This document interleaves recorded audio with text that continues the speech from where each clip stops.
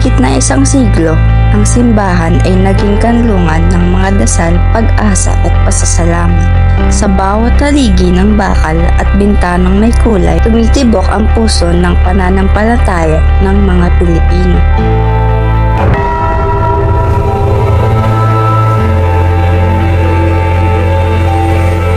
Sa gitna ng maingay at abalang lungsod ng Maynila, may isang simbahan na hindi lang nagtataglay ng kagandahan, kundi may isang mayamang kasaysayan at pambihirang arkitektura.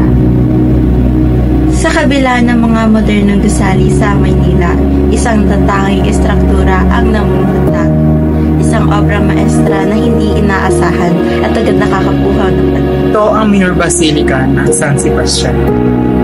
Isang obra maestra na gawa sa bakal na hindi lamang isang pagsamba, kundi isang buhay na saksi sa kasaysayan, pagsubok at pananampalataya ng ating bayan. Matatagpuan ng San Sebastian Church sa Pasaje del Carmen, Quiapo. Ito din ang isang halimbawa ng Gothic Revival architecture at ang kaisa-isang simbahang gawa sa bakal dito sa Pilipinas. Dahil sa natatanging disenyo nito, idiniklara ito bilang National Historical Landmark noong 1973 at National Cultural Treasure noong 2011. Hindi na ito nakapagtataka sapagkat makikita sa loob ng simbahan ang iba't ibang uri ng nakabibighaning arkitektura. Sa loob, masisilayan ng stained glass windows mula pa sa Alemanya na naglalaman ng mahahalagang eksena mula sa Biblia. Samantala, ang mga pader at kisame ay pininturahan gamit ang Trompe-l'oeil technique na nagbibigay ng ilusyon sa inukit na kahoy.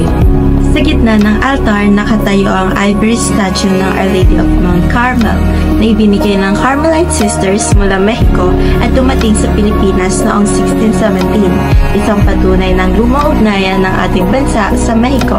Sa kabila ng mga lindol at sunog na simulan pa sa simbahan, na natili at nakatayo pa rin ito.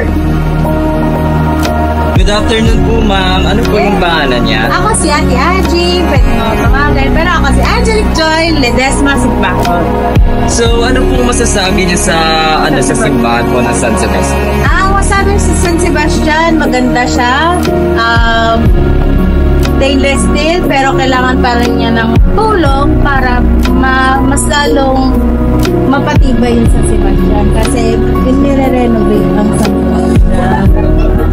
So, may mga naka-ready po akong question dito. First question ko is, paano po nakaka-influensya ang arkitektura ng simbahan ng San Sebastian po sa iyong pananampalataya o spiritualidad?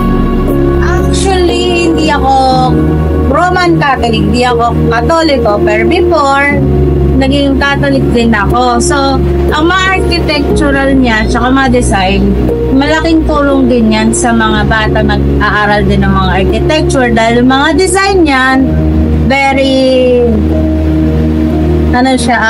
Instagrammable version. So, ano po yung masasabi niyo po sa architecture po para po sa inyo lang? Architect na... sa disenyo po ng simbahan po. Matibay yung pagkakagawa ng San Sebastian. Pero decades na yan. Wala pa tayo dito San Sebastian. Talaga pong maganda at matibay. Tapos kung tatanong ko lang po, kung meron po bang parte ng simbahan po, iba na pupusuan niyo po? Napupusa ko yun sa altar niya. Ano po yung masasabi niyo sa altar? Malinis, maayos, organize yung mga santos. So, overall po ma'am, ano po yung masasabi niyo sa mga gusto bumisita sa San Sebastian? Bumisita lang po yun. Ito yung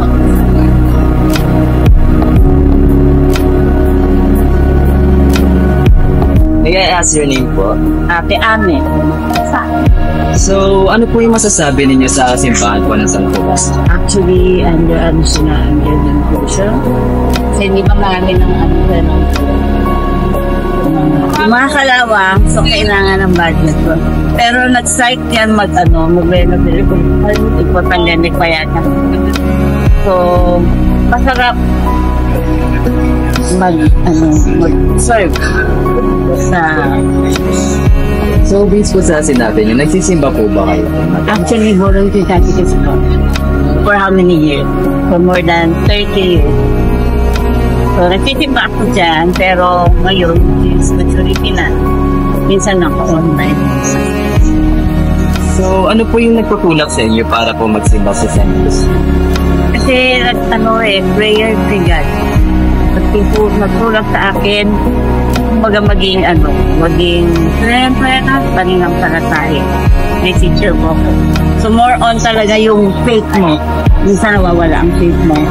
So, kailangan mo tumapit. Hindi sa patanin mo. Talaga sa Diyos. Yan yung naman. So, next question.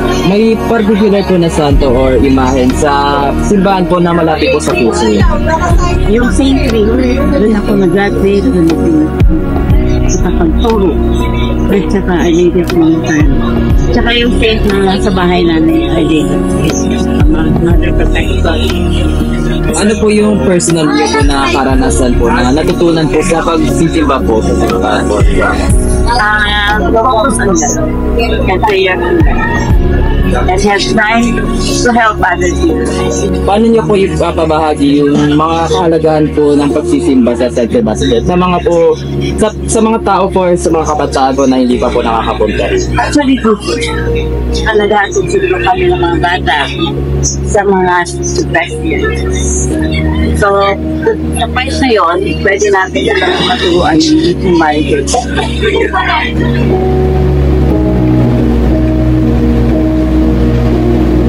Sa loob ng maraming siglo, nasaksihan ng San Sebastian ang makulay at madilim na kasaysayan ng Maynila.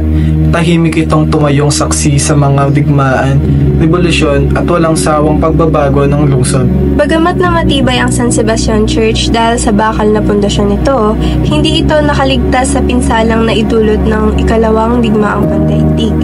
Nasira ito dahil sa matinding pambobomba, ngunit sa kabila ng trahedya ay agad na isinailalim sa masusing restorasyon upang maibalik ang orihinal na ganda at kahalagahan nito. Sa kasalukuyan, hindi lamang isang makasaysayan ang San Sebastian.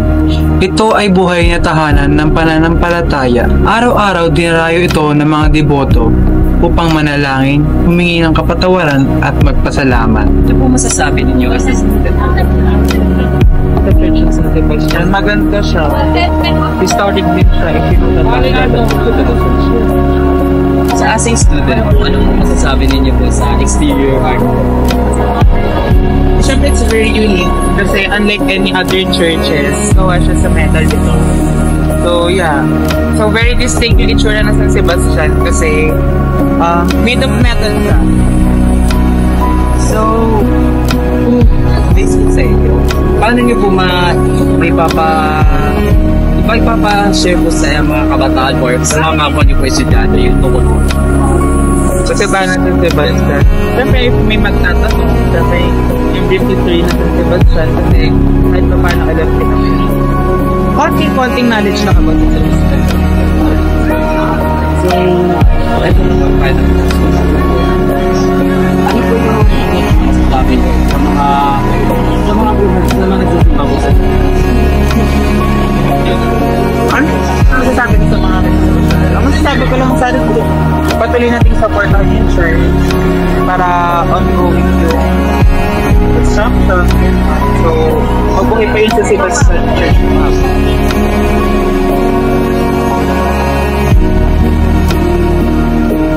Sa loob ng bawat bakal na haligi at sa bawat sinag na liwanag na dumadaan sa stained glass ng San Sebastian, may isang kwentong hindi kumukupas. Ang kwento ng pananampalataya, sining at kasaysayan na patuloy na humihinga sa puso ng Maynila. Hindi lang ito isang struktura, ito ay patunay ng tibay. Hindi lang bakal, kundi ang pananalig ng mga Pilipino. Isang simbahan na sa kabila ng mga lindol, tigmaan at pagsubok ng panahon, ito ay nanatiling matatag. Katulad ng pananampalataya ng bawat taong dumadalang sa loob nito. San Sebastian, isang obra maestra ng arkitektura, isang saksi ng kasaysayan. at isang buhay na simbolo ng isang pananampalatayang hindi kailanman niyanig ng panahon. Mula sa aming team, maraming salamat sa pagsama sa amin sa paglalakbay na ito. San Sebastian, bakal ang katawan, kaluluwa'y dalisay habang buhay.